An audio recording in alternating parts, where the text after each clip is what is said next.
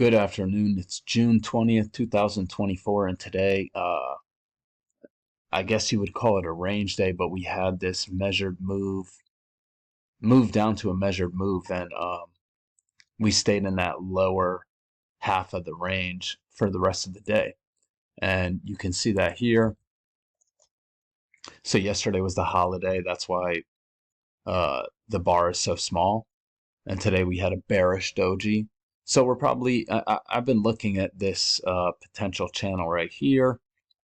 So we're probably just finding some resistance at the midline. Not very strong or convincing resistance, but we'll see because we're still at all-time highs. So anyway, in the overnight, we had a strong move up. Let's see how big the overnight range was. About 26 points. So, that is breakout mode.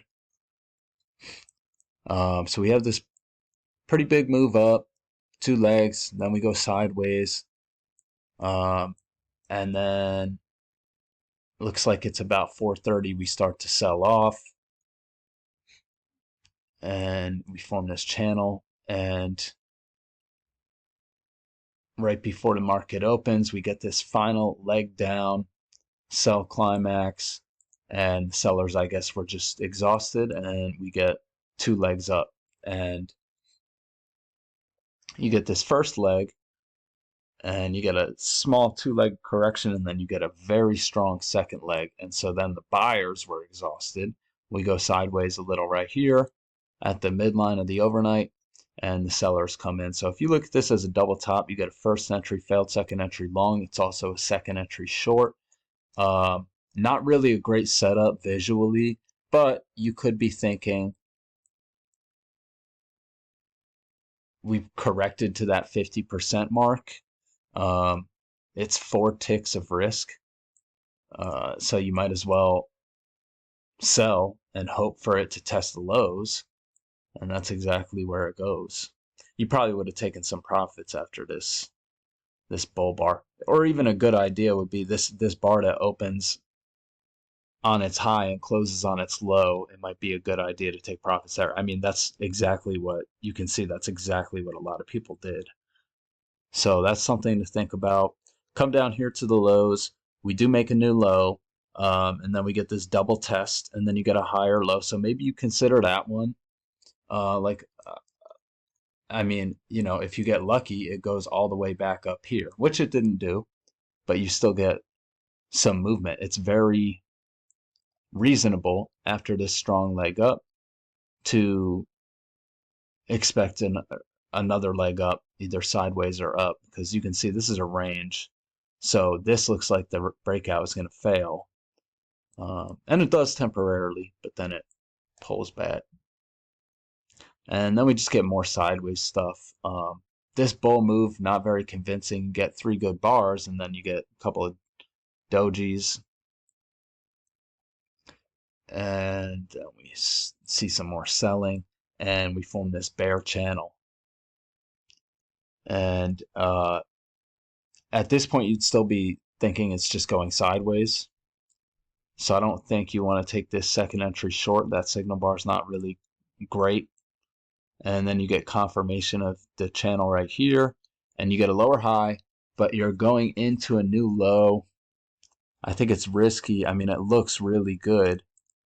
In real time, that'd be hard to resist. But look, it's in the middle of the channel, and it closes in the lower third of the channel. So that's a tough one to pass up. And eventually it works, but look at how it comes back.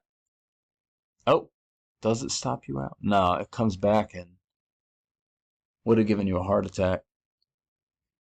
So you got to be careful. So we go sideways a little more, and you can see we test that breakout area once, 2 times, 3 times, and a 4th time, but there's just so much sideways.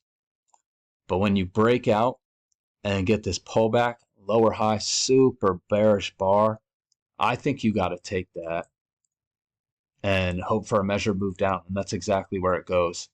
And Again, I think maybe you would have taken profits after the first bull bar, and I think that still gets you like 4 points of profit. But if you held, looking for that measured move, you get like a 20-point move. So anyway, come down here. You can see we formed this level of resistance. Test it once, test it a second time. That's a second entry short right there, at a level of resistance with this pink line, with the 21 bar EMA. Only reason I'm marking it green is because of that measured move. We just bounced off that measured move. And then we get a higher low right there. Maybe you consider that one. And really, you might consider this one right here. 7 ticks.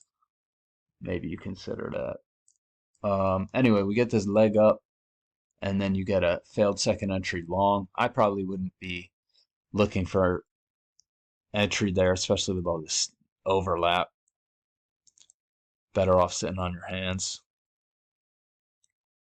And then this is a failed second entry long as well, but again, there's a lot of overlap there. So then we make a new low, and then we get a leg up, but you can see this leg is smaller than this leg, and we go lower, so draw the potential channel, and who knows, maybe the lows are down here. I just think that, yeah, that's probably it.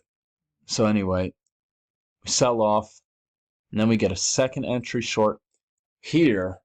Only problem is now we have buying pressure. So you have this pretty strong leg up here, and then you have a pretty strong leg up here. Even though this one's smaller than this one, there's reasons to be a little wary and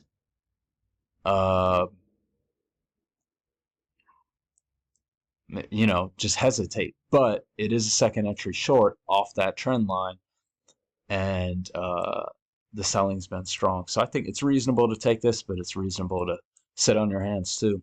And then we come down here, form a double bottom. You can see there's a level of support right there, and it just gives us 2 strong legs up. So maybe you consider it a second entry long. Not a great setup though, in my opinion. I don't really like it. We get a break of this channel and a couple legs up to a new high. We top out, get a leg down, form this trading range. Breaks out to the low side here. You get this double bottom, higher low, room back to the EMA. Maybe you consider that.